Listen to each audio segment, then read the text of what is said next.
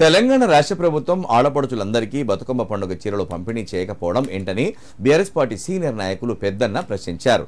సిద్దిపేట జిల్లా నారాయణపేట మండల కేంద్రంలో నిర్వహించిన మీడియా సమావేశంలో మాట్లాడిన ఆయన చీరల పంపిణీ కోసం మహిళలు ఎదురు చూసినట్టు తెలిపారు. వచ్చే బతుకమ్మ పండుగకైనా బతుకమ్మ చీరలు పంపిణీ చేయాలన్నారు. కాంగ్రెస్ ప్రభుత్వానికి పాలన పట్ల ఏమాత్రం చిత్తశుద్ధి లేదని, ఇప్పటికైనా ప్రభుత్వం ఎన్నికల్లో ఇచ్చిన హామీలను నెరవేర్చాలని డిమాండ్ చేశారు. దసరా పండుగ కూడా అందరికీ శుభాకాంక్షలు తెలియజేస్తూ మా గ్రామంలో ప్రతి కుటుంబం అంతా క్షేమంగా ఉండాలని నేను ఆ అమ్మవారిని భగవంతుడిని ప్రార్థిస్తున్నాను.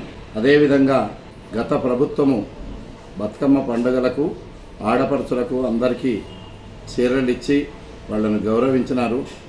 ఈ సంవత్సరం చీరలు ఇవ్వలేదని అనేకంగా మనస్తాపంతో బాధపడుతున్నారు.